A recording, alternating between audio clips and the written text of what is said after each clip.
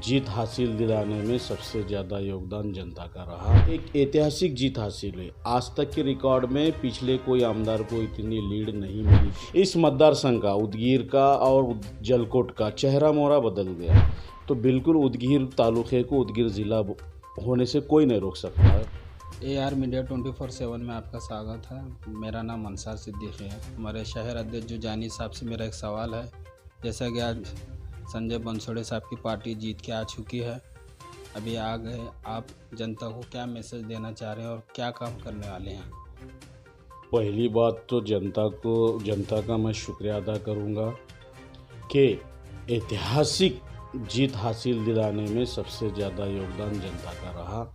जनता ने बनसोड़े साहब को जो भर भर के प्रेम बताया वोटों के माध्यम से, ये एक ऐतिहासिक जीत हासिल हुई। आज तक के रिकॉर्ड में पिछले कोई आमदार को इतनी लीड नहीं मिली थी जितनी बनसोड़े साहब को मिली। कुल मिला के 93,000 चिल्लर की लीड है और जनता ने उनको वोट दिया है 1,52,038 वोट। ये कोई मामूली बात नहीं है और एक ऐतिहासिक जीत है। मैं जनता का बहुत तहे दिल से शुक्रिया अदा करता हूं, एक शहर अध्यक्ष होने के नाते। और दूसरी बात यह है कि जैसे कि जानी साहब, दूसरे बहुत सारे पार्टी के लोग अभी इस पार्टी के खिलाफ चल रहे थे, उनको क्या मैसेज देना चाह रहे हैं आप?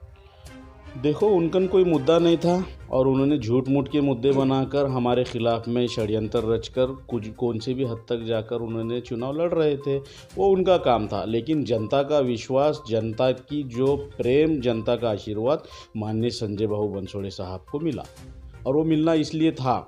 2019 में बनसोड़े साहब ने चुनाव जीता, उसके बाद में उन्होंने राज्य मंत्री बने, कैबिनेट मंत्री बने। इस मतदार संघ का, उदगीर का और जलकोट का चेहरा मोहरा बदल गया। और ख़ास तौर के ऊपर मैं शहर का बहुत सारा शुक्रिया अदा करूंगा कि शहर से भी बनसोड़े साहब को बहुत सारी लीड भी जीत दिए, उनका भी मैं बहुत तहे दिल से शुक्रिया अदा करता हूं। और विरोधकों का कुछ मामला ही नहीं था और ये जीत अकेले बनसोड़े साहब की नहीं, पूरे मतदार संघ के वोटर्स की जीत है।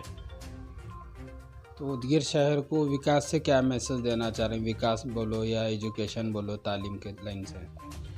बनसोड़े साहब ने तो प्रचार के माध्यम से उन्होंने तो जग जाहिर किया है कि उदगीर शहर को या उदगीर मतदार संघ को मेडिकल कॉलेज लाना है, वो लाएंगे, ज़रूर लाएंगे। वंदे भारत ट्रेन चालू करना है, वो बिल्कुल चालू करेंगे।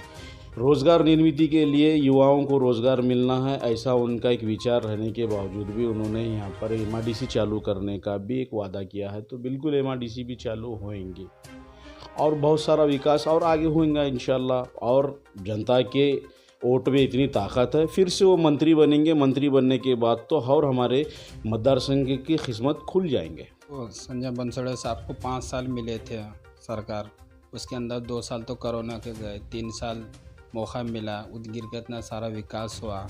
अब साहब को एक 5 साल पूरा मुकम्मल तरीके से मिलेंगे, तो ये 5 साल में उदगीर को किस तरह खूबसूरत बनाने का आप करना चाह रहे हैं? बनसोड़े साहब को सिर्फ मंत्रीपन 2 साल मिला।